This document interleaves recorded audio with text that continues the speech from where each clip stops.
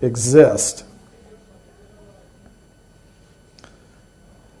So I think it was the influence of the goddess Pele that I wasn't killed that day.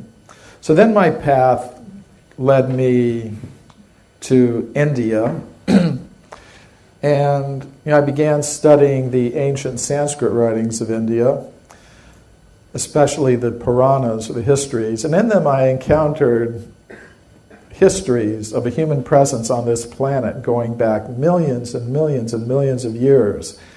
And as far as the origin of our human species was concerned, they gave a completely different explanation of human origins than anything I'd ever learned from my teachers in university or high school.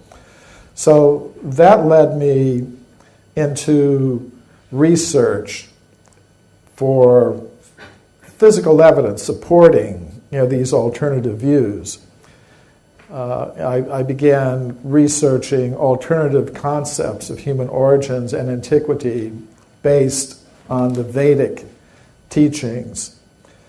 And I've had a chance to present these ideas, these alternative ideas, at some of the leading scientific institutions in the world. For example, a few years ago, I was invited to speak about my work at the Royal Institution in London, which is one of the world's oldest scientific societies. Now, those of you who have been around for a while may remember the old 20-pound note. And on it, we find a picture of Michael Faraday, the famous physicist, speaking at the Royal Institution.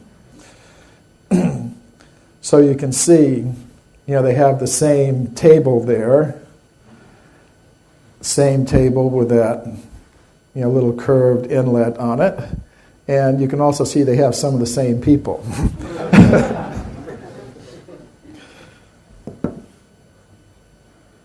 So I've also had a chance to explain my Vedic perspectives on human origins at the Russian Academy of Sciences, the Bulgarian Academy of Sciences. Not everyone likes what I have to say. There's quite a bit of opposition to some of the things that I say about human origins. Here I'm having a little discussion with an evolutionary biologist at the University of Sao Paulo in Brazil. But I also speak at other types of gatherings. I think it's important to be in touch with all kinds of people interested in where our human civilization is going.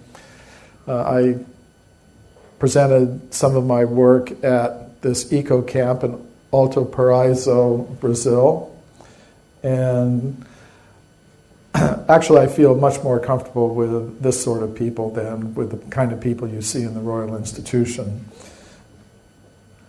Now the question I'm dealing with is, where did we come from as human beings, and how long have we been here?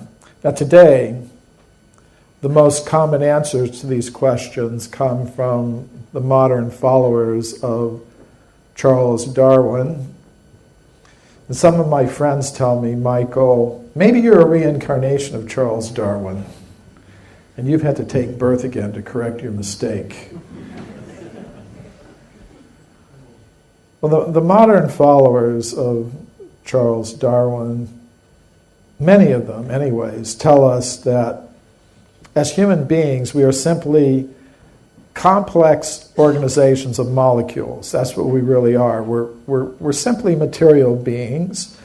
And as far as consciousness and love and all of that goes, that is just chemicals interacting in the brain. There's nothing more to it than that. There's no vital force or soul or conscious self. That's all just an illusion. We're really just machines made of matter.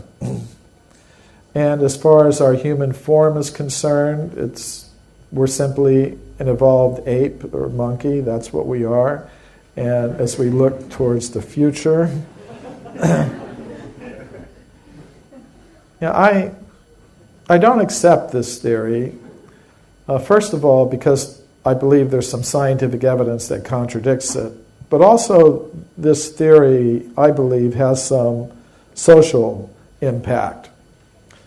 The goals that we set for ourselves individually and collectively depend on our concept of the self, our sense of identity.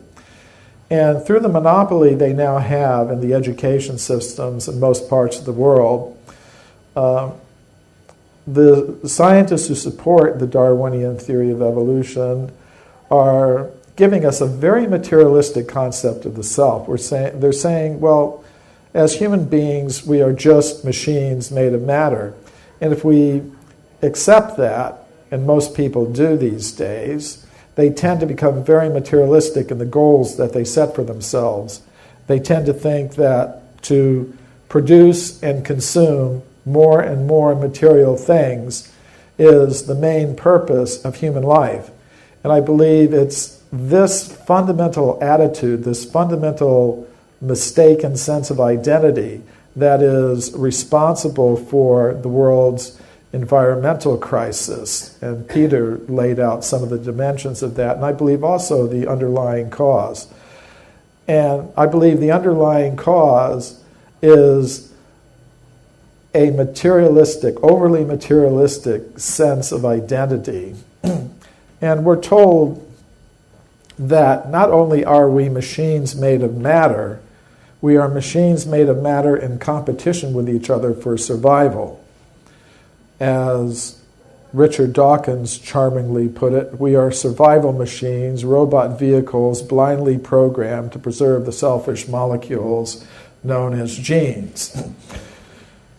So I believe it's this attitude that is responsible for the intense levels of conflict that we see in the world today. We see conflict on the level of individuals, conflict on the level of class, society, nation, religion, a lot of unnecessary conflict that is not really very helpful in any way for our human civilization. So the solution to the environmental crisis, the solution to the intense levels of conflict, I believe has to lie with going back to the very root, back to our sense of identity, who we are, where we came from, where we should be going. And I think we need a new science that recognizes that there's more to a human being than chemicals, more to a human being than ordinary matter. We need a science that recognizes the vital forces, the vital energies that are there, that are part of the human essence, and that recognize the existence of a conscious self that can exist apart from matter. So what I've tried to do in my book, Human Devolution, is give some rational scientific justification for thinking that these things are true. And I'm not claiming any monopoly on truth, either for myself or for the Vedic perspective. I think truth can be found in many places, and I encourage people to look wherever their path leads them. Mine has led me in a certain direction, but others may follow different paths. The first thing I want to show is that we really do need an alternative explanation for human origins in strictly scientific terms. Let's first look at what the current theories tell us. They tell us that life began on Earth from chemicals about 2 billion years ago. Then simple life forms arose in the oceans. Then they went to the land. Then about 40 or 50 million years ago, you get the first apes and monkeys. And then about 6 million years ago, you get the first ape men. And then finally, about 100,000 or 200,000 years ago, you get humans like us for the first time on Earth. But ancient wisdom traditions tell a different story. For example, the ancient Sanskrit writings of India tell us that humans have existed since the very beginning of the history of life on Earth. We're not a recent appearance here. But many scientists will say, okay, well, that's what your mythology says, but all the physical evidence supports our point of view.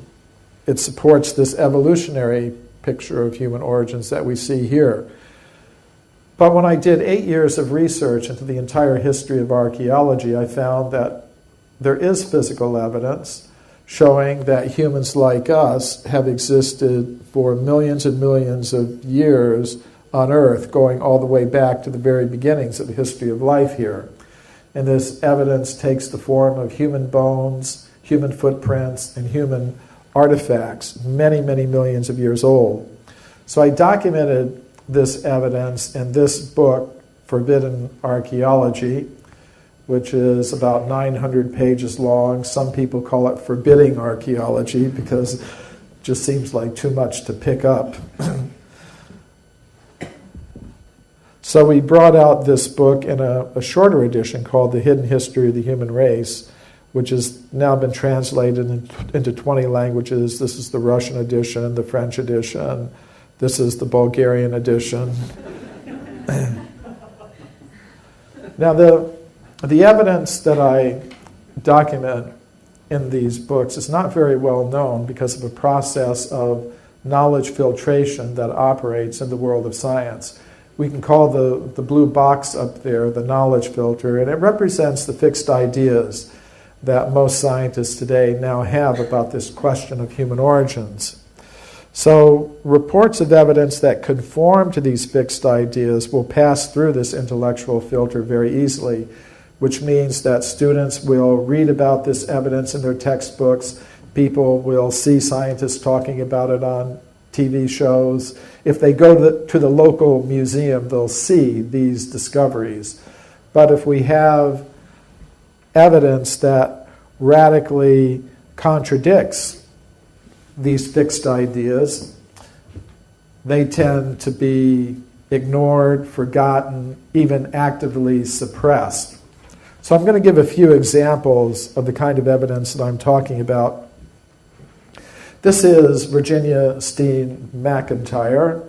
She's an American geologist who I know personally. When she was a young woman, just after she got her PhD, she was a rising star in her profession. But then she was called to Mexico to date an archaeological site called Huayatlaco. This is the excavation at Huayatlaco. The American and Mexican archaeologists there found human artifacts in layers of solid rock.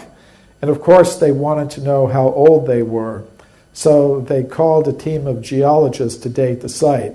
Virginia Steen McIntyre and her colleagues used 4 different methods to date the site. And they got an age of about 250,000 years. But the archaeologists said, we can't accept that. That's impossible. According to their theories, human beings capable of making the artifacts didn't exist anywhere in the world at that time. They hadn't evolved yet. So they refused to publish the age for the site given by their own hand-picked team of geologists. And Virginia Steen McIntyre decided, well, I'll independently publish the age for the site. If these archaeologists won't publish it, I will. So she did that. And when she did, she experienced an extreme negative backlash from her colleagues in the scientific world. She was labeled a troublemaker, a publicity seeker, a maverick. She wrote to the editor of the journal that published her Not being an anthropologist, I didn't realize how deeply woven into our thought the current theory of human evolution has become. Our work at Huayatlaco has been rejected by most archaeologists because it contradicts that theory, period. So this is how this knowledge filtering process works. Now here's a case from England.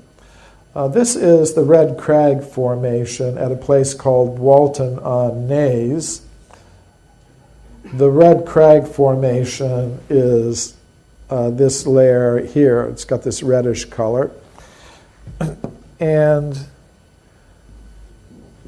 this is where Walton-on-Naze is in East Anglia, near Ipswich. And there's some fossil shells that are found in this formation, the Red Crag Formation. Now in 1881, the geologist Henry Stopes made a report about a very interesting shell, that was found at in the Red Crag at Walton-on-Naze. And here it is. It's interesting because it has a very simple but nevertheless recognizable human face carved upon it, the first happy face. And he reported on it at a meeting of the British Association for the Advancement of Science. Now it's interesting because the Red Crag Formation is between 2 and 3 million years old. And according to most modern scientists, the very first symbolic marks made on shell or bone by humans are less than 100,000 years old. One of the oldest examples they have is some simple marks made on a piece of bone from the Blombos cave in South Africa, and they believe it's 77,000 years old. So to have this sort of thing at 2 or 3 million years old is really quite extraordinary.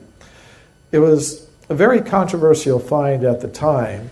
Many scientists heavily criticized Henry Stopes, but his daughter, Mary Stopes, who was also a geologist, defended her father's discovery in some scientific publications.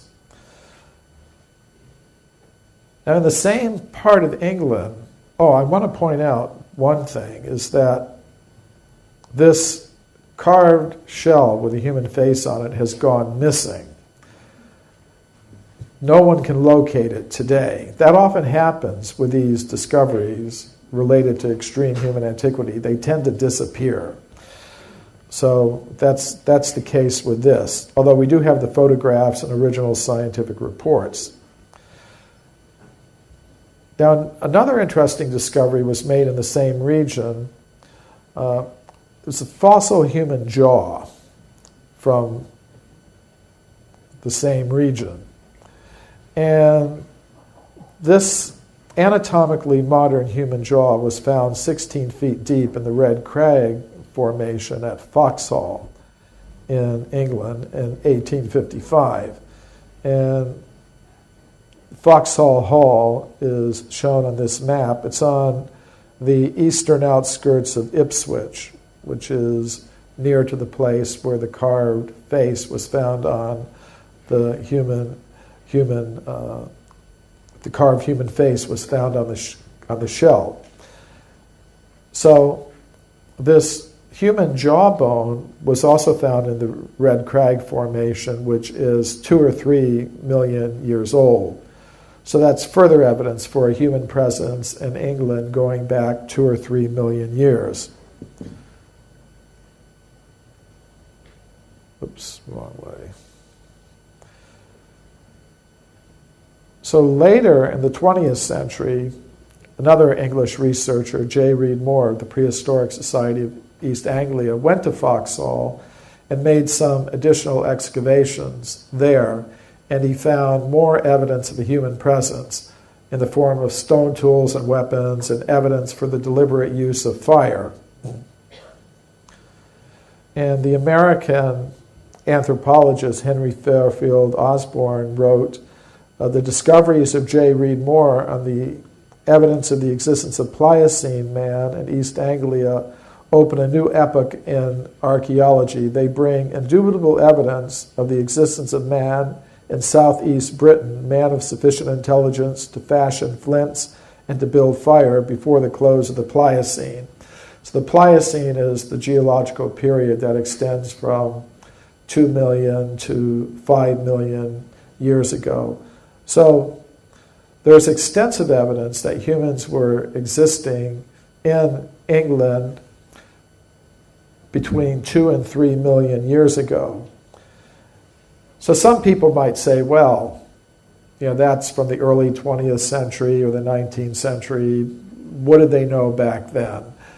Where's such evidence being discovered in more modern times? And such evidence has been found.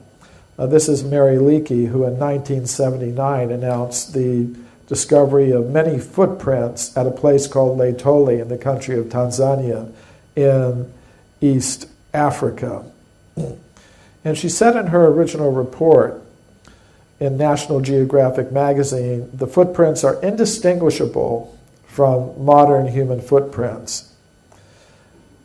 And other scientists also agreed. Paleontologist Tim White said, make no mistake about it, they are like modern human footprints. Now that was pretty unusual because they were found in layers of solidified volcanic ash that geologists say are about 3 or 4 million years old. So at least 3 million years old. The most modern estimate says about 3,600,000 years. Now, neither Mary Leakey nor Tim White believe that human beings like us were present to make those footprints 3 million years ago in Africa.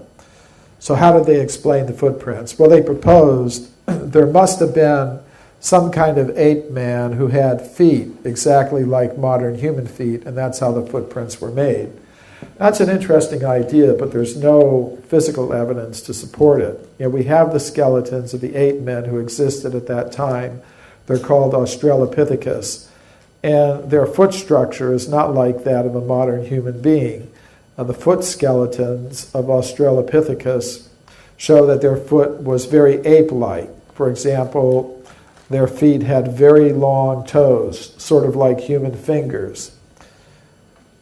Actually, the only creature known to science today that has a foot exactly like that of a modern human being is in fact a human being like us. So, what did Mary Leakey actually find? I believe she found evidence that humans like us were present 3 or 4 million years ago in Africa. Now let's jump a little further back in time. This is the Portuguese geologist Carlos Ribeiro. He discovered hundreds of human artifacts in his country of Portugal. And as a geologist, he said they cannot have come from any higher, more recent level. The layers of rock in which he found these objects were about 20 million years old. So he displayed the artifacts in the Museum of Geology in Lisbon with labels indicating an age of 20 million years. But if you go to the museum today, you won't see the artifacts displayed in those cases anymore. Today, they're kept locked in these cabinets down here. But I got permission from the director of the museum to open up those cabinets, and I was able to study and photograph some of these 20 million year old human artifacts from Portugal. By studying Ribeiro's original documents, I was able to go out into the countryside of Portugal and relocate some of the places where he made his discoveries.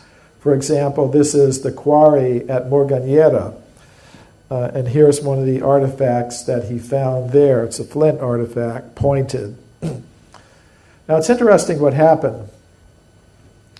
When Ribeiro was alive, he displayed the artifacts in the museum with labels indicating an age of 20 million years. After he died, his colleagues did something interesting. They left the artifacts on display in the museum, but they wrote new labels for all of them, giving them far younger ages. This is the new label that they wrote for the artifact I just showed you. The second line here gives the age. It says in Portuguese, Paleolítico Superior. That means Upper Paleolithic. And according to modern archaeologists, that period in Europe goes back about 20,000 years. So Ribeiro's colleagues thought 20 million years, that's impossible. 20,000 years, that sounds about right. So they wrote new labels for all of the artifacts. And then the next generation of officials in the museum just put the entire collection away, new labels and all. And I'm the first researcher in over 50 years to see them.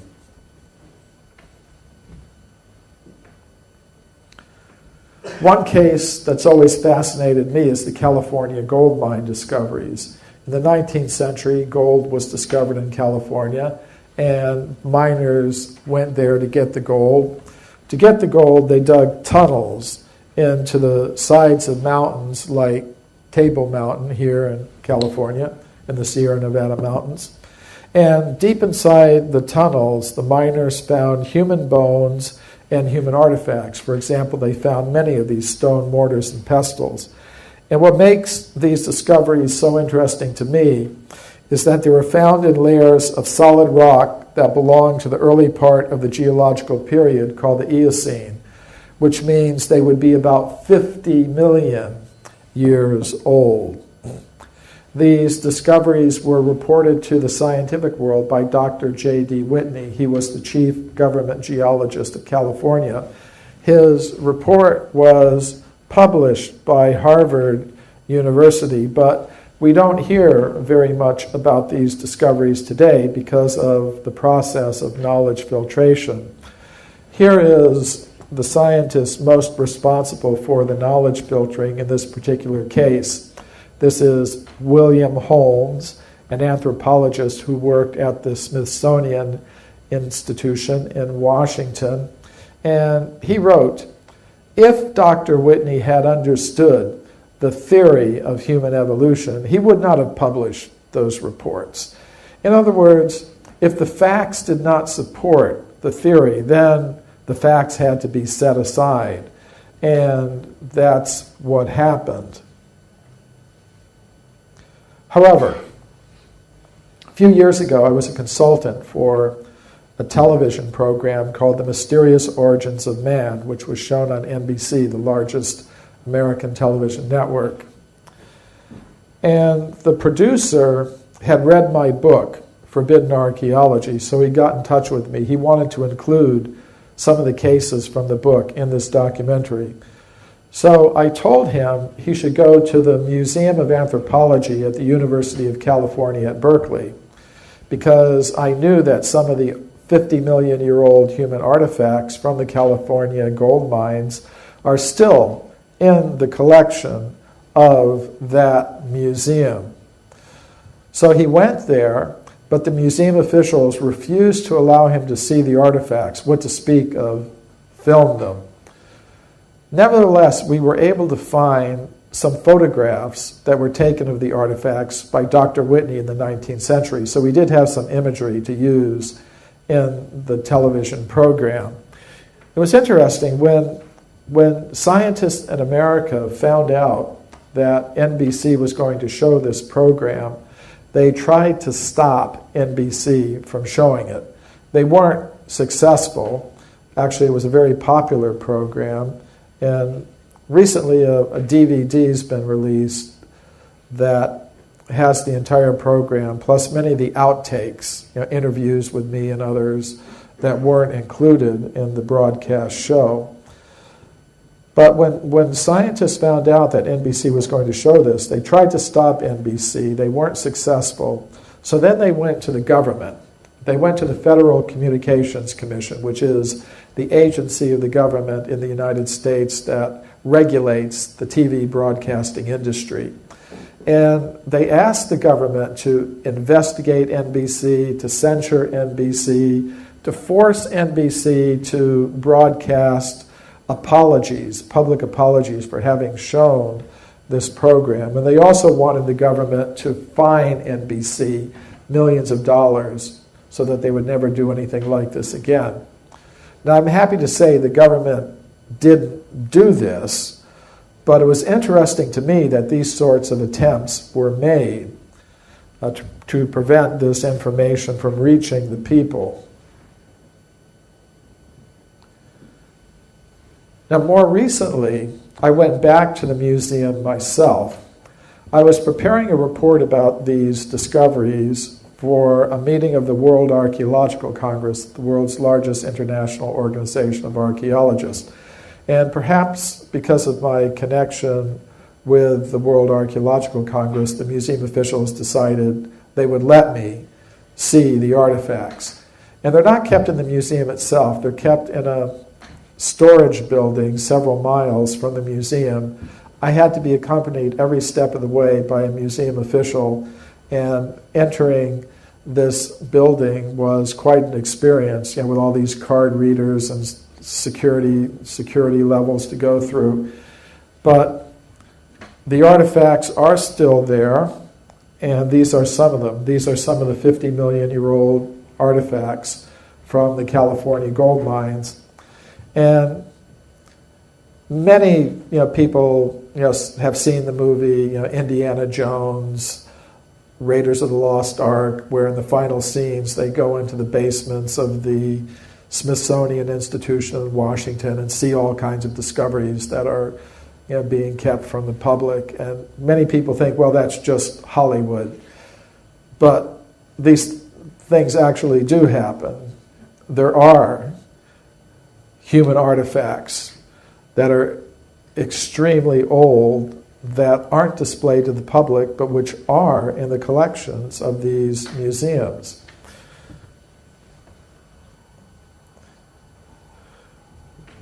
After studying some of Dr. Whitney's original reports, I went into the mountains of California, and this is Table Mountain as it looks today, and we were able to relocate some of the old 19th century gold mining tunnels where these objects were discovered, and it should be possible to do more research there. Now, how far back in time can we go with evidence like this? In the year 1862, a scientific journal called The Geologist published an interesting report. An anatomically modern human skeleton was found 30 meters below the surface of the ground in the state of Illinois in America. And according to modern geologists, the level at which the skeleton was found is about 300 million years old.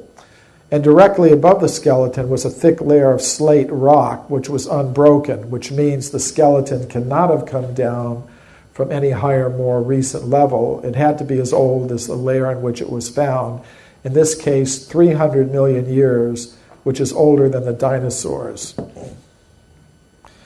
This interesting report from Scientific American tells of a beautiful metallic vase that was found 5 meters deep in solid rock near Boston. According to modern geological reports, the age of the formation in which the object was found is about 600 million years. The oldest objects I found in my research come from South Africa. Miners in the western Transvaal region have found many of these round objects. They're made of hematite, which is a naturally occurring type of iron. The most interesting feature is the parallel grooves that go around the center of each object. These were shown on the NBC television program, but before NBC agreed to allow them to be shown, they said, you have to give them to an independent company of metallurgists to examine. So we did that, and the metallurgists gave a report saying they could not explain how those grooves could have formed naturally in the layers of the earth, which means they had to have been made by someone with human-like intelligence. Now these objects, these hematite spheres, are found solidly embedded in mineral deposits over 2 billion years old. So I could go on and on. I could keep you here until Christmas, going through one case after another, but I'm not going to do that because there are other things I want to talk about.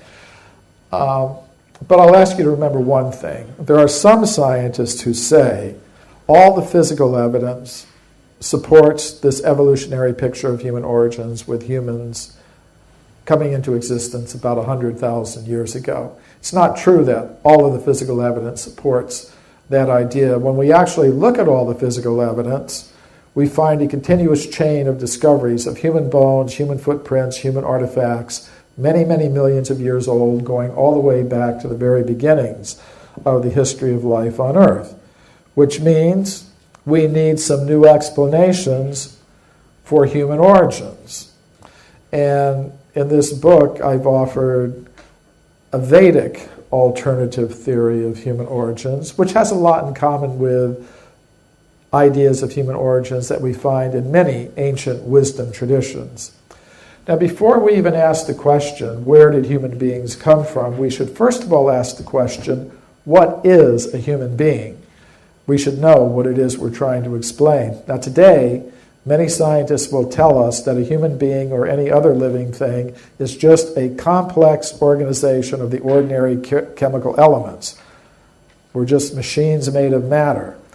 But I believe if we carefully look at all of the evidence, we'll see that it's more reasonable to say that a human being is made of three things. Ordinary matter, yes, but beyond that, there is a subtle mind element with some very unusual powers. And beyond that, there is a conscious self that can exist apart from matter. So, when I speak of mind and matter, I don't mean temporary byproducts of bioelectrical activity in the brain. I mean real things with their own independent existence. Now, at this point, some scientists will say, now hold on just a minute. That's not how we do science. We don't start introducing all kinds of strange new substances into our picture of scientific reality like mind and consciousness. This is science. In science, we deal with what we know, and what we know is matter, the chemical elements. So therefore, if we're going to be scientific, we should try to explain everything about human origins in terms of matter organizing itself. Anything else is mythology or something, but it's not science. However, that's not really true. Modern science does operate in a way that involves introducing new substances into our picture of reality. Let's look at cosmology, for example. Until the 1970s, when astronomers looked at the sky, they tried to explain everything they could observe in terms of ordinary matter operating according to known gravitational laws. They found they were not able to do that. For example, they found they could not explain the spiral structure of galaxies in that way. To explain what they actually observed, astronomers introduced a strange new substance they call dark matter, which you cannot observe, but it has a gravitational effect. And they found even that was not enough. So more recently, they've introduced an even stranger new thing they call dark energy, which has a force that operates the opposite of gravity. Gravity attracts, this dark energy pushes things outward. So today, astrophysicists believe the cosmos is composed of only 5% ordinary matter, the chemical elements. They believe that 30% is composed of this strange new substance called dark matter, and that 65% is composed of the even stranger new substance they call dark energy. So I think the same sort of thing is necessary in biology. I don't think we can explain everything we can observe about human beings in terms of the chemical elements, ordinary matter. I think we need to introduce new substances into our picture of biological reality. And I'm not the only one who's saying that. This is Rodney Brooks, who works at the Artificial Life Lab at MIT. few years ago, he published an interesting article in Nature. He commented that the programs of artificial life and artificial intelligence are failing to deliver the results that most scientists expected would be possible. And that's interesting because if life really is just a combination of matter, we should be able to duplicate important features of life in computers and machines like robots. And we are to a certain limited extent, but we are not able to produce anything that is remotely like what human beings are really capable of. So he was wondering, why are we failing? Could it be we don't have powerful enough computers? Maybe our algorithms aren't complex enough? He decided, no, we've got excellent computers, we've got excellent computer programmers and technicians who can build robots. What's the problem? The real problem, he said, is this. There might be some extra sort of stuff in living systems outside our current scientific understanding. And what might that extra stuff be? Among the possibilities he was considering were some ineffable entity such as a soul or elan vital, some vital force. And I agree with him. I think we do need to add some new substances into our picture of biological reality. I think we need to add a mind substance and the substance of consciousness. And I think there's some scientific justification for this. The ordinary matter we don't have to talk about. Everybody accepts that. But what about scientific evidence for the existence of a subtle mind element associated with the human organism with very unusual powers that cannot be explained by our current laws of physics? There is some evidence for this, but it's been subjected to the knowledge filtering process so that you won't find it mentioned in the official education system or scientific institutions.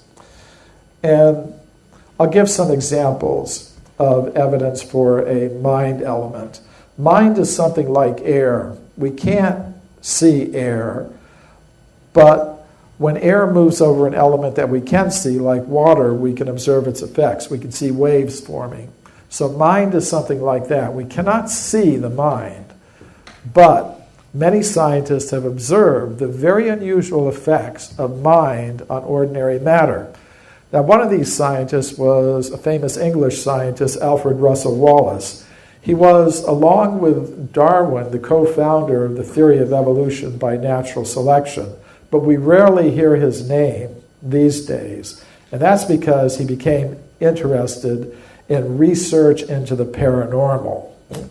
And when he became interested in research in the paranormal, Darwin wrote to him saying, I don't know what you're up to. I think you're going to murder our joint child, the theory of evolution, by getting into all this paranormal stuff. But Wallace continued with his research, and he was joined in his research by another prominent English scientist, Sir William Crookes, who was later a president of the Royal Society and a very prominent physicist. Together, they studied mediums. Now, mediums are people with paranormal powers. They did a lot of research with the medium Daniel Douglas Hume, who was originally from Scotland, I believe. And Hume had some interesting abilities. You know, for example, he could take an accordion, hold it on the top end, opposite the keys, and the accordion would play very elaborate tunes. So Wallace and Crookes decided to study this. They wanted to make sure that he wasn't, surreptitiously like some magician, getting his other hand down there on the keys to play it, or somehow or other tricking them. So to prevent that, they built a cage. This is their experimental apparatus. And he had to hold the accordion at the top here, opposite the keys, and this cage would prevent him from getting his other hand down there or his foot or whatever to manipulate the keys and cause it to play some very elaborate tune. Another possibility they considered was, well, maybe he had some kind of trick accordion with some mechanism inside it. So they bought a completely new accordion from a music store and used that in their experiments. And the experimental setup was like this. Hume had to sit with one hand on top of the table, his other hand on the accordion. And even under those carefully controlled conditions, he was still able to cause the accordion to play very elaborate tunes. But it doesn't stop there. Both Wallace, the co-founder of the theory of evolution, and Crookes, a president of the Royal Society, they both testified that on occasion they would see him take his hand completely out of the cage, and the accordion would be floating in the cage all by itself, playing very elaborate tunes. Now, you're not going to read about that in your physics textbooks, but these things were actually reported by these prominent English scientists. Another thing that both Wallace and Crookes observed were levitations by Hume. Now, we know that there are magicians who can perform the illusion of a levitation, but it requires some kind of apparatus. So what they would do is they would go to Hume's apartment, his lodgings in London, unannounced, and just say, "Come with us right now." And they would take him to some place he'd never been before, the home of some gentleman or scientist or scholar, with nobody to assist him, no apparatus. They would simply take him to the middle of the parlor or whatever, and then they would observe him levitating under these circumstances. And it happened once in the home of Crookes. And he said he felt everywhere, around him, below him, beside him, over him. No wires, no apparatus. He's just floating in the air. On another occasion, the scientists had him on the third floor of a building in a room, and they observed him assume a horizontal floating position, float out a window on the third floor, and then float and come in another window horizontally, and then assume a vertical position. So I take this as evidence for a subtle mind element. Of course, those into shamanic realities will understand that mind over matter is a very real thing, and those that are able to control the mind can actually do these things. Now, another example. Every physics student learns about the work of Pierre and Marie Curie. They were husband and wife. They both got Nobel Prizes in physics for their work in discovering radium and other things. And you read about this in every introductory physics textbook. What you don't read about is that they were heavily involved in research into the paranormal. They were part of a group of 20 prominent European scientists who were doing such research in Paris early in the 20th century. The group included 5 Nobel Prize winners. The group did 2 years of experiments with the Italian medium Eusapia Palladino. And this woman had some very unusual powers, mind over matter, psychokinetic types of abilities. So on one occasion, they had the medium in the Psychology Institute in Paris, not in somebody's dark parlor, which is the normal sort of preconception. They had her in broad daylight in a scientific institution in Paris. They put her in a chair. Marie Curie, the Nobel Prize-winning physicist, held her hands. Other scientists held her feet, completely controlling her motions. And under these conditions, Pierre Curie, the Nobel Prize-winning physicist, said that he observed a large table in the lab floating about a meter off the ground in the presence of this woman. And after 2 years of such results, the entire group of scientists signed documents saying these things are absolutely true, and we have to take them into account if we're going to have a complete picture of reality. But you're not going to read about this in your physics books today.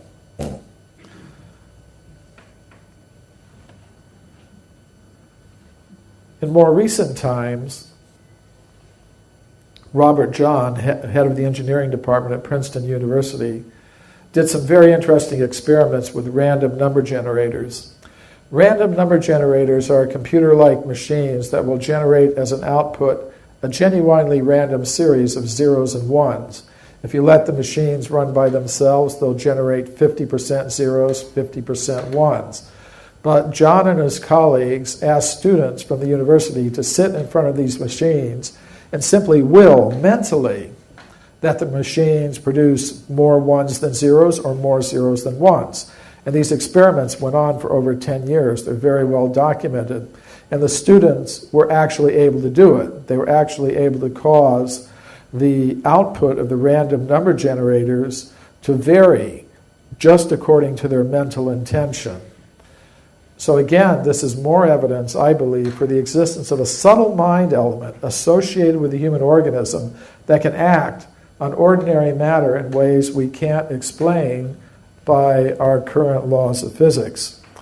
There have also been some very interesting experiments carried out at universities in Europe on extrasensory perception. In these experiments, one person called a receiver is put into a very relaxed state. Meanwhile, at another location, another person called a sender is shown an image randomly selected by a computer. The sender tries to mentally send the image to the receiver. And then, at the end of each trial, the receiver is shown 4 images, one of which is the actual target image. And the receiver has to select from the 4, which was the image that was being sent. Now, if you run this experiment for tens of thousands of times, and you assume there's no paranormal effect, then you would expect that the receivers will pick the correct image 1 time out of 4, 25% of the time. However, the researchers find that the receivers are able to pick the image at a rate greatly exceeding 25% of the time, indicating they are able to pick up the mental image that is being sent to them by the sender. So there's a lot more that could be said, but I think this is sufficient to show that if we're going to talk about human origins, we can't just consider the chemical elements. We have to also consider this subtle mind element with its very unusual powers. Now, what about scientific evidence for a conscious self that can exist completely apart from the body? There is such evidence. It comes from medical studies of out-of-body experiences. Now, there are times when a person should be completely unconscious, like when you're listening to a long, boring lecture like this right after lunch. Is everybody still conscious? Okay, we'll go on. Maybe I'll succeed in putting you to sleep later. For example, during a heart attack, the heart stops beating, blood stops flowing to the brain, medical instruments show that the brain waves cease. At a time like that, a person should be completely unconscious. But many people in that condition report separating from their bodies, looking down and observing what the doctors and nurses trying to revive them are doing. The American cardiologist Michael Sabin heard some of these reports from his patients, and he wondered, are they telling the truth or are they just making up some stories? So he did a study. He selected 25 heart attack patients who had reported these kinds of experiences, and he carefully interviewed each one of them. He wanted to know, what did you actually see the doctors and nurses doing? Tell me in every detail what you observed. Then he went to the doctors and nurses who had treated these patients, and he asked to see their detailed medical records. And the patients do not see these detailed medical records. And in each case, every case is not the same. Different treatments are given in each case. But he found that the reports given by the patients matched the records kept by the physicians who had treated them, indicating that they were not just making up some stories. They were actually reporting real experiences. So these kinds of studies have been repeated at many medical institutions around the world. Now, in these cases, it appears that the conscious self separates from the brain, separates from the body, and then goes back into the same body. But that leads to another idea, namely the possibility that a conscious self may transfer from one body into another body.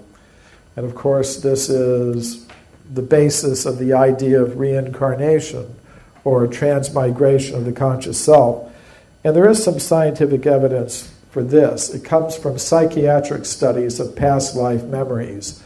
Dr. Ian Stevenson and his colleagues studied thousands of cases of past life memories reported by young children in various countries around the world. And in over 800 of these cases, they were able to verify the existence of the person the child claimed to have been in the past life. So, still there are going to be skeptics who are going to say, do you really mean for me to take all this seriously as science?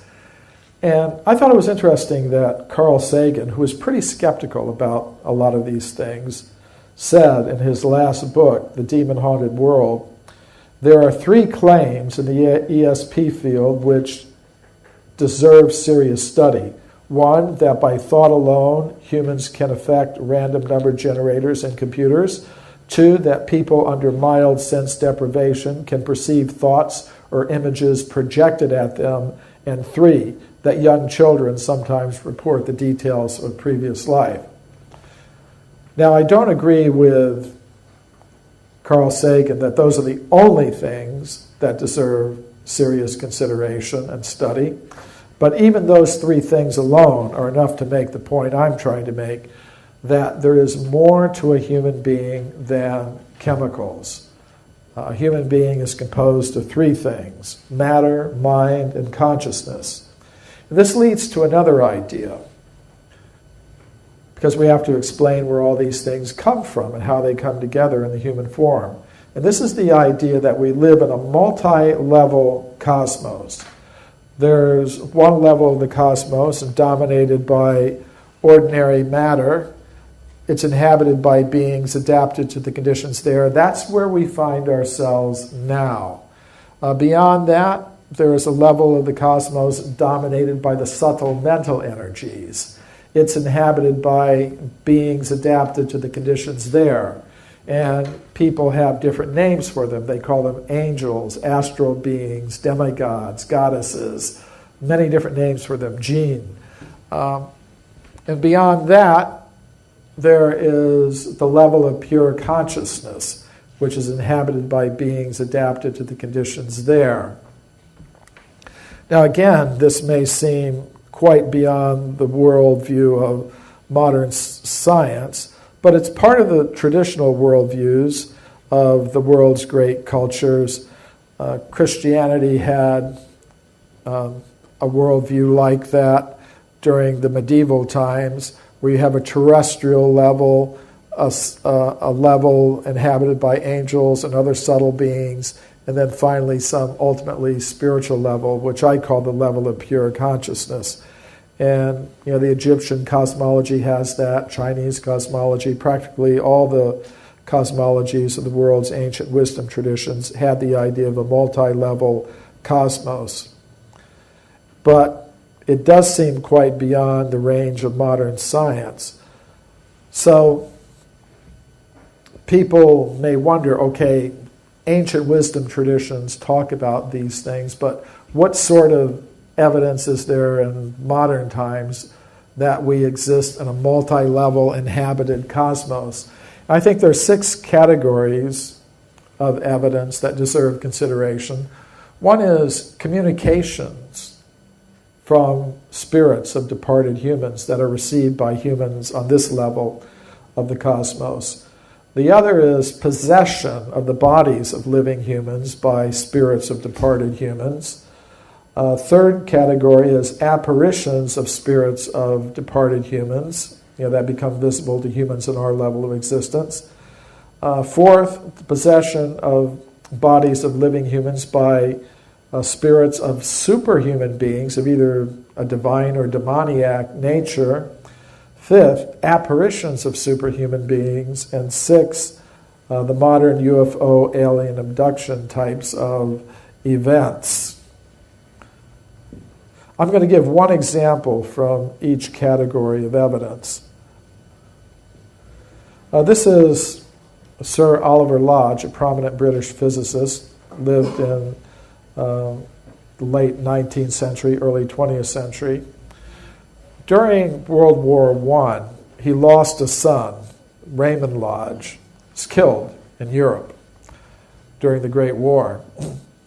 And afterwards, Lodge tried to establish communication with the spirit of his departed son. And with this in mind, he approached a medium named Gladys Leonard, but he approached her in disguise so that she wouldn't know who he was, couldn't do any research about him. And through this medium, he was able to establish communication with the spirit of his departed son. And in these communications, things were revealed that would have only been known to his son Raymond. Now, afterwards, Lodge wrote a book about this case. And being a professional scientist, a very prominent scientist, he was very much aware of the kinds of objections that his scientific colleagues would give to the possibility of receiving communications from the spirit of a departed human being. So in this book, he gives very elaborate reasons for accepting the reality of the communications and deals with all these objections that would be given by his scientific colleagues. So I think it's a very interesting study by a professional scientist who believed in the possibility of establishing communication with spirits of departed humans. Now a case of spirit possession. This is the psychologist William James, considered to be the father of modern psychology. In his textbook, Principles of Psychology, he discusses what he regarded as a genuine case of spirit possession. The case is called the Watseka Wonder. Watseka is a little town in Ohio, and in a bit of synchronicity, it's also the name of the street I live on in Los Angeles, Watseka Avenue. So the case concerns a girl named Lorancy Venom. She lived quite a normal life with her mother and father until one day she started going into trance states. And in these trance states, she encountered the spirits of departed humans. And one of them was a girl named Mary Roth, the spirit of a girl who had died some years before. And Mary Roth told Lorancy, I want to visit my parents, my family. They live near you. So I would like to make use of your body in order to do that. So after that happened, Lorancy Venom felt like a complete stranger in her own house. And she began talking of this Roth family. So her parents searched and they found the Roth family and brought them to the house. And as they were coming to the house, Lorancy immediately recognized them. Oh, that was my mother, that was my sister. So both families agreed that Lorancy should go and live with the Roth family, which she did for several weeks. And during that time, she behaved perfectly as their daughter, just manifesting all kinds of detailed knowledge of the family history and the family affairs, things that would have only have been known to Mary Roth. Then, after several weeks, Lorancy again started going into trance states. And Mary Roth told her, okay, I've seen my family, I'm going to go back to where I was. And when that happened, Lorancy Venom felt like a complete stranger in the Roth house. So then both families agreed she should go back to her original family. And what I find interesting about this case is that it was included by William James, a prominent psychologist, in his textbook, Principles of Psychology, as a genuine case of spirit possession. Now here's a case of an apparition of the spirit of a departed human. This is Charles L. Tweedale, who was a fellow of the Royal Astronomical Society here in England. And he had an interesting experience as a child. He was about 12 years old. He was sleeping in his bed, and the moon was shining in through the window, and he happened to wake up, and he saw standing at the foot of his bed the form of an elderly woman. And then the form disappeared.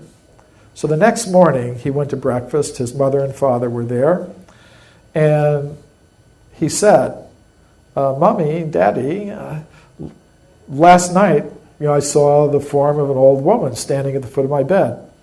So immediately, his father got up and left the room in a hurry, slamming the door behind him.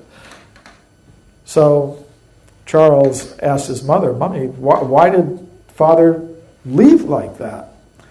And his mother explained to him, well, last night in our room, your father saw the form of his mother at the foot of the bed. Then later, they received a telegram that the man's father had died the previous night. So later in life, when he was an astronomer, Charles Tweedale calculated, because he could remember where the position of the moon was shining in his window on that particular date. And from that, he could calculate the time at which the apparition had occurred. And it happened to have been shortly after, just minutes after the woman's time of death. So this is a case of an apparition of a human spirit, an observation of a human spirit departing, reported by an astronomer. Now, cases of possession of human bodies by superhuman spirits, either of a divine or a demoniac sort of nature. Many of you have probably seen at one time or another the film The Exorcist. What many people don't know is that is based on an actual exorcism that was carried out by Catholic exorcists in the United States. It's an actual case. And if you recall the film, which is pretty accurate reflection of what actually happened, the boy in the film was possessed by a spirit that was not just like Mary Roth wanting to come and visit her parents. It was a possession by an extremely demoniac spirit, and this demoniac spirit acting through the body of the boy was carrying out just superhuman sorts of things. So there are cases like that. Then there are apparitions of superhuman beings. For example, the Marian apparitions are very well known in Europe. Generally, they're connected with healing places, like at Lourdes. And because these apparitions have occurred at a time when Europe was taken over by Christianity, the visions of these apparitions of these shining ladies are interpreted as Virgin Mary or something like that. However, in previous times, there are many cases in Celtic Europe, for example, of healing goddesses being associated with different places. So, who are these apparitions? Hard to say. Maybe they're the Virgin Mary, maybe there's some other healing goddess. And then there are the reports of the modern UFO alien abduction types of events. And among the researchers who study these things, there's one group which could be called the nuts and bolts researchers, who believe they're dealing simply with some other human beings pretty much like us who have similar type of technology, but just more advanced. They interpret it in just a mechanistic fashion. But there's another group of researchers who notes paranormal elements to the UFO and alien abduction types of events. For example, many of the people who have been abducted report communicating telepathically with the aliens or the extraterrestrials. They may report being floated through walls and things of that sort. So one of the researchers who's in that latter group was Dr. John Mack, who was head of the psychiatry department at Harvard University Medical School. Actually, both he and I were invited to speak at a crop circle conference in Glastonbury a few years ago. So we met there, and we had agreed to stay in touch with each other because we liked each other's research. Unfortunately, he died in a rather mysterious automobile accident in England a short time later, so we weren't able to keep up our association on that platform anyways. But he wrote in one of his books, "It appears ever more likely that we exist in a multidimensional cosmos. The cosmos appears to be filled with beings, creatures, spirits, intelligences, gods." Now you could imagine what sort of trouble that got him in with his colleagues at Harvard, who convened an academic court to try to have his tenure removed. Now he successfully fought that. So I think it was one of those rare individuals in the world of science who has the courage to speak out about these things. So if we have a multi-level cosmos, there are different features of that. One is travel between the different levels, which may be carried out in different ways. It may be carried out shamanically. This is Black Elk, an American Indian shaman, who reported being taken to other levels of the cosmos by his spirit guides. So that's one way to travel, through the different levels of the cosmos shamanically. And there are also those who report, being able to travel through these different levels in a mechanical way, but it's based on a technology quite different from what we're accustomed to deal with today. The ancient Sanskrit writings of India speak about vimanas, or spacecraft, that are able to travel not just from planet to planet on our level of reality, but interdimensionally, through different levels of the cosmos. There's also the phenomenon of information transmission between the different levels. This is a statue of an Assyrian king receiving communications from a sun god, Shamash. And in most ancient wisdom traditions, we have similar accounts. Now today, even modern science recognizes the possibility of receiving communications from extraterrestrials. Most governments of big countries have, at one time or another, had some program for SETI, Search for Extraterrestrial Intelligence. Generally, this tends to involve receiving radio signals from outer space with radio telescopes. But there may be other ways in which extraterrestrials are attempting to communicate with us, such as through crop circles, for example. Another phenomenon is that beings at the higher levels of the cosmos are able to influence the forms of the living things on the lower levels. And we get some hints of this in phenomenon such as the Lourdes phenomenon. The story is very well known to little French girls. Some French girls went out to some cave near the village where they lived, and they saw the form of this shining lady. And in this cave, there was a little spring, and then people would go to that spring, and they experience miraculous healings. As I said, this has been interpreted through a Catholic lens, a Christian lens, but who knows? Healing goddesses have always been part of the European landscape, even before Christianity.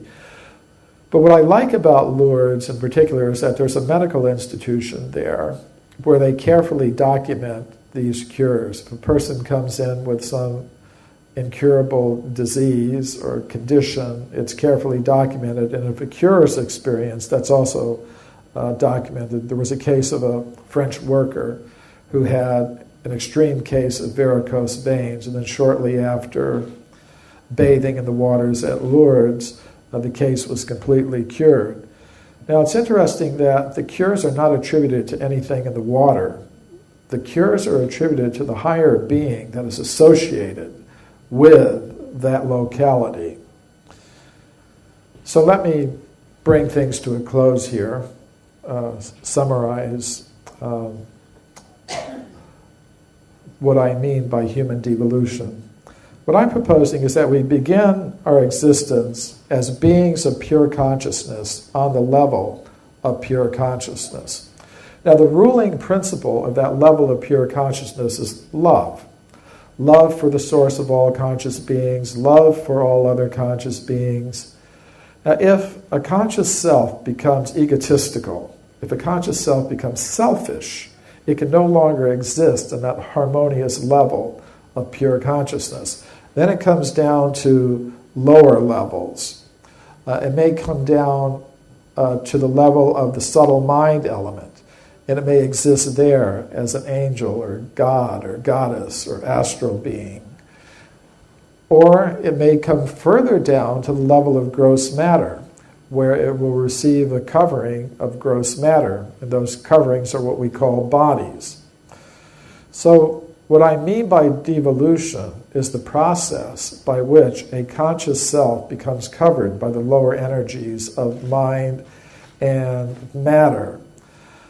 So to put it in a nutshell, we don't, as conscious beings, evolve up from matter, as most scientists now believe. Rather, we devolve or come down from this level of pure consciousness.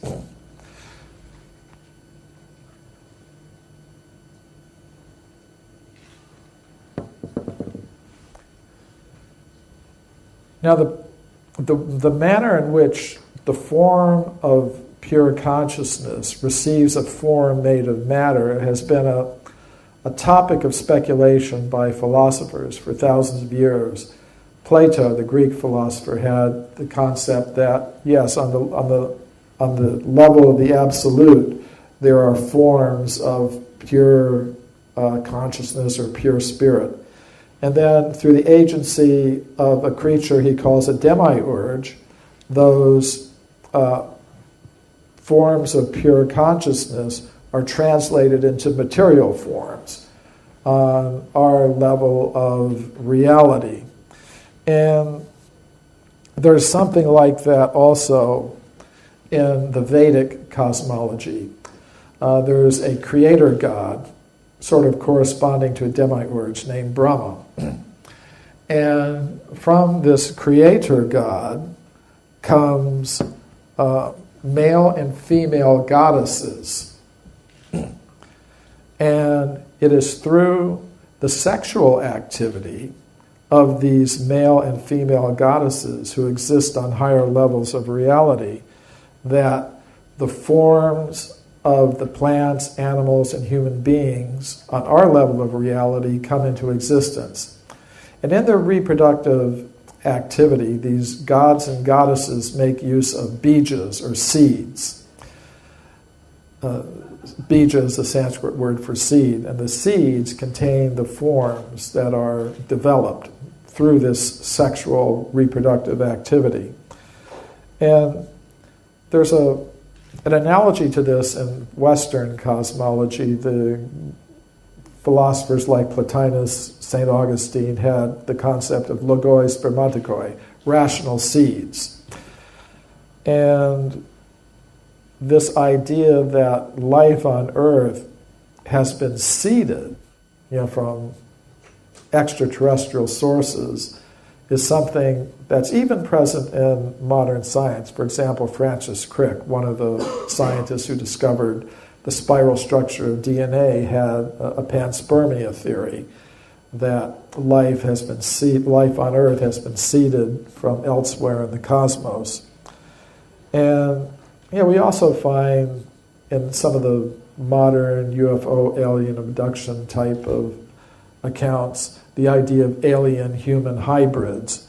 And this is something that's very much present in the ancient wisdom traditions. There are many cases of people on Earth having, celestial mothers and terrestrial fathers, or the reverse, celestial fathers and terrestrial mothers. Now, for example, there's the case of the warrior Karna in the Mahabharata, one of the ancient Indian epics, and he had a demigod father and a terrestrial mother. So, but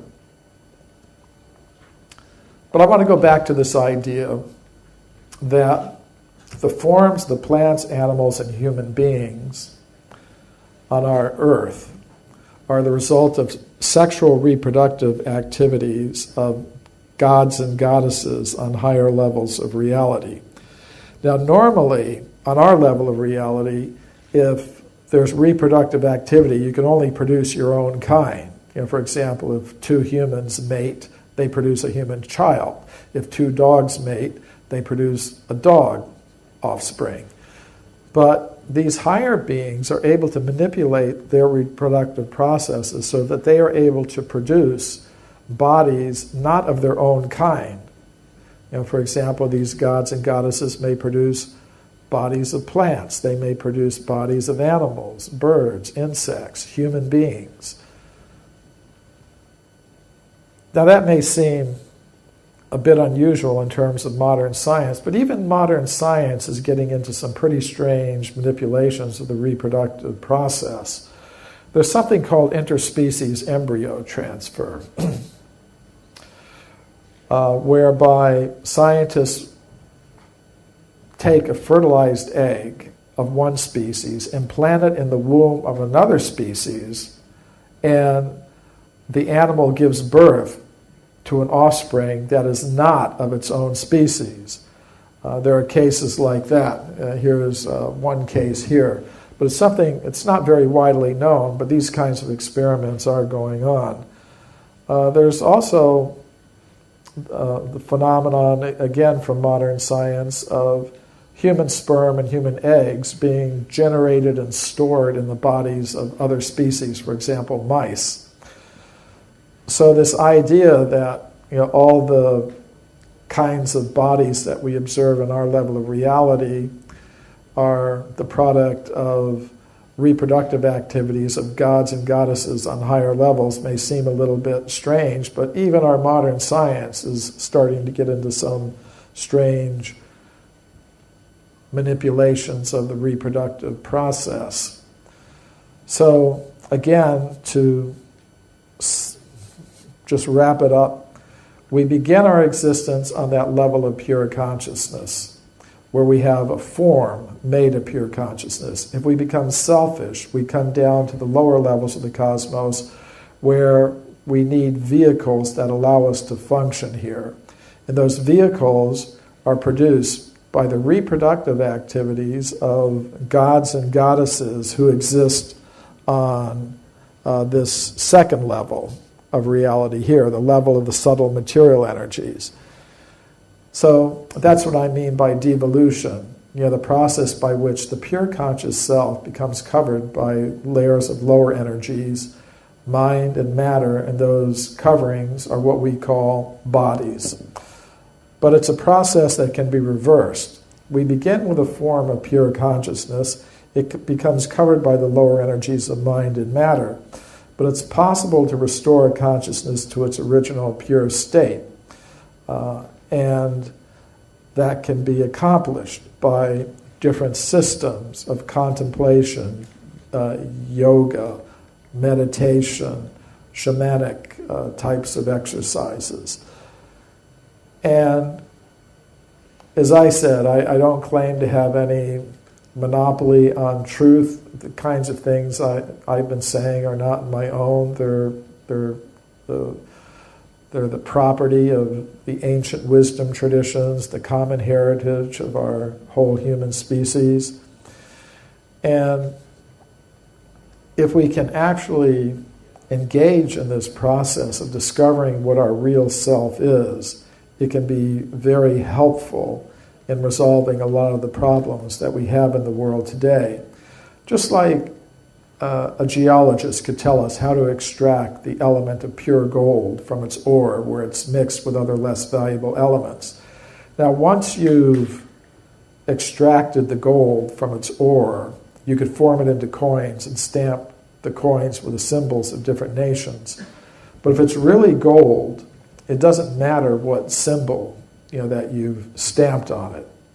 So in the same way, if by some process of yoga or meditation or contemplation or mystic discipline, we're able to extract the element of pure consciousness from its covering energies and understand, yes, I am a being of pure consciousness. All others are beings of pure consciousness. We've all come from the same place. We're all related. We have higher needs. There's no need for us to be exploiting the resources of the earth in an unsustainable way. We should be trying to live our lives in the most simple, we should be living our lives in such a way that we satisfy our material necessities in the most simple, natural, and efficient way possible. And since we're all related to each other, there's no need to be fighting over less important things. If we're able to come to that level of awareness, then it doesn't matter what you call the process, how you label it, just as long as you get the result. So, just once more, I'd like to say, thank you to Karen for inviting me. Thank you all for listening. And I've just been, I think, giving another perspective on what's been said so well by those who've come before me today and who will come after. Thank you very much. You can also see they have some of the same people.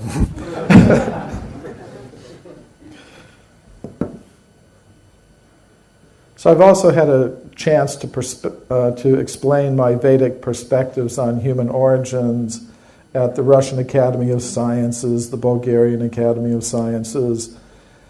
Not everyone likes what I have to say. There's quite a bit of opposition to some of the things that I say about human origins. Here I'm having a little discussion with an evolutionary biologist at the University of Sao Paulo in Brazil. But I also speak at other types of gatherings. I think it's important to be in touch with all kinds of people interested in where our human civilization is going. I presented some of my work at this eco camp in Alto Paraíso, Brazil, and actually I feel much more comfortable with this sort of people than with the kind of people you see in the Royal Institution. Now the question I'm dealing with is, where did we come from as human beings, and how long have we been here? Now today, the most common answers to these questions come from the modern followers of Charles Darwin. And some of my friends tell me, Michael, maybe you're a reincarnation of Charles Darwin, and you've had to take birth again to correct your mistake.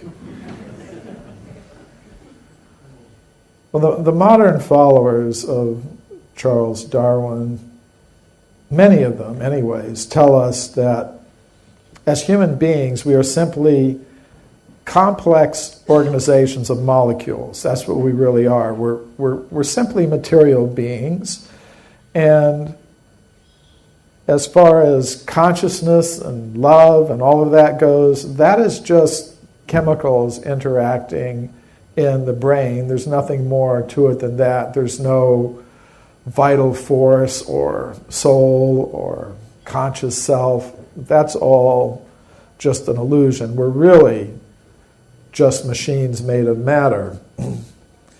And as far as our human form is concerned, we're simply an evolved ape or monkey. That's what we are.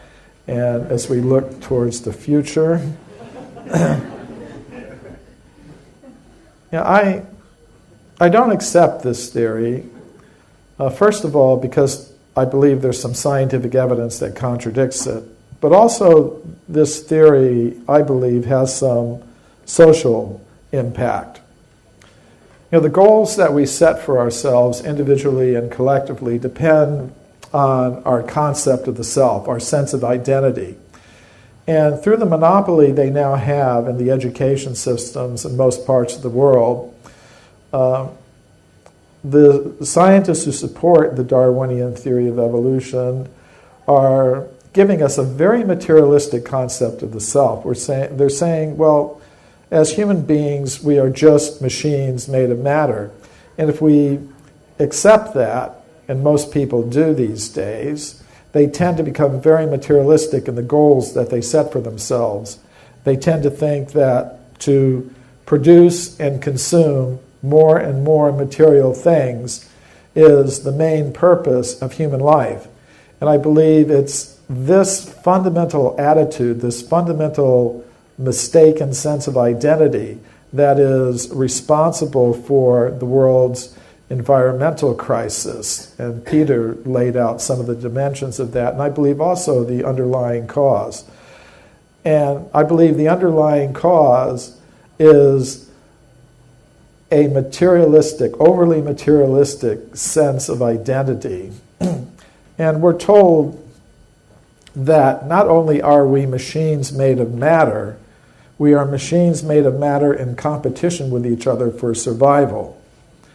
As Richard Dawkins charmingly put it, we are survival machines, robot vehicles blindly programmed to preserve the selfish molecules.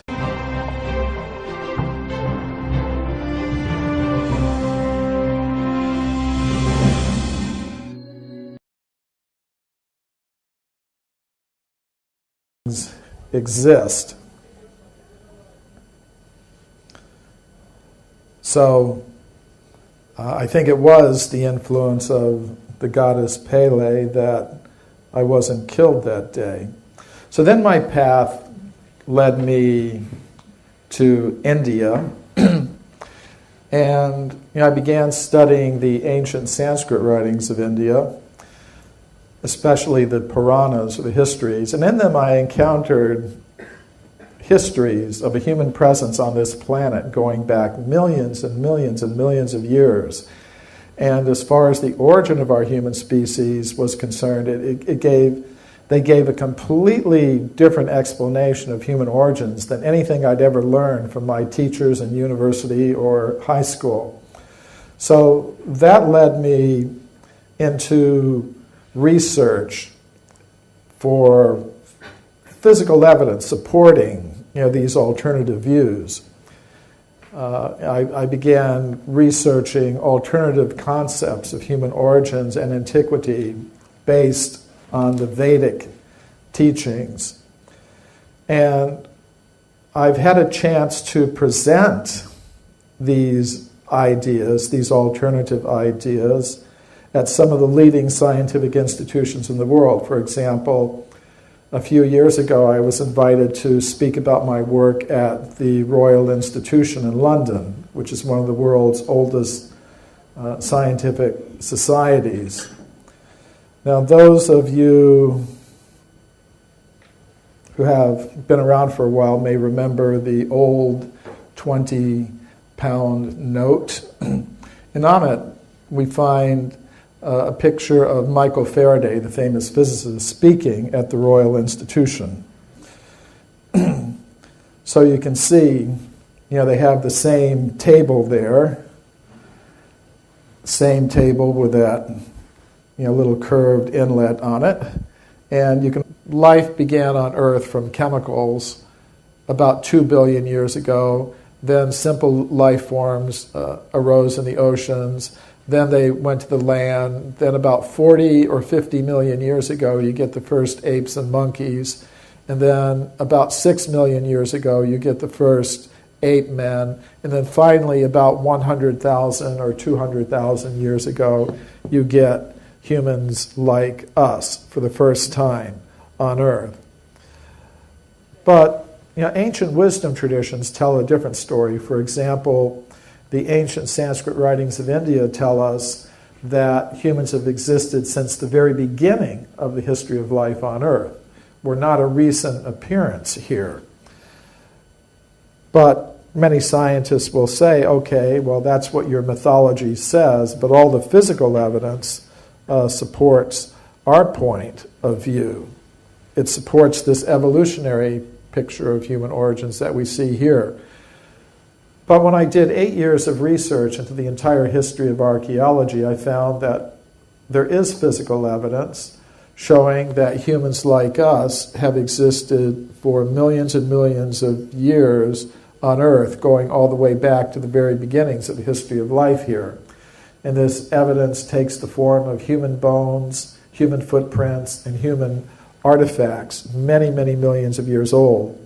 So I documented this evidence in this book, Forbidden Archaeology, which is about 900 pages long. Some people call it Forbidding Archaeology because it just seems like too much to pick up. So we brought out this book in a shorter edition called The Hidden History of the Human Race, which has now been translated into 20 languages. This is the Russian edition, the French edition. This is the Bulgarian edition. Now, the evidence that I document in these books is not very well known because of a process of knowledge filtration that operates in the world of science. We can call the blue box up there the knowledge filter, and it represents the fixed ideas known as genes. So I believe it's this attitude that is responsible for the intense levels of conflict that we see in the world today. We see conflict on the level of individuals, conflict on the level of class, society, nation, religion, a lot of unnecessary conflict that is not really very helpful in any way for our human civilization. So the solution to the environmental crisis, the solution to the intense levels of conflict, I believe has to lie with going back to the very root, back to our sense of identity, who we are, where we came from, where we should be going. And I think we need a new science that recognizes that there's more to a human being than chemicals, more to a human being than ordinary matter. We need a science that recognizes the vital forces, the vital energies that are there, that are part of the human essence, and that recognize the existence of a conscious self that can exist apart from matter.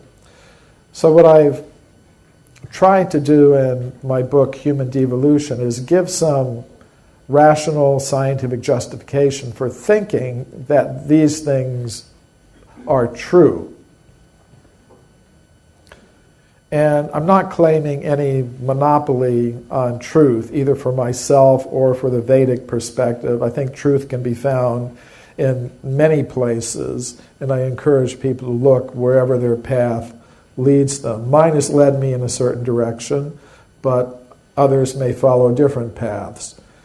The first thing I want to show is that we really do need an alternative explanation for human origins in strictly scientific terms. Let's first look at what the current theories tell us. They tell us that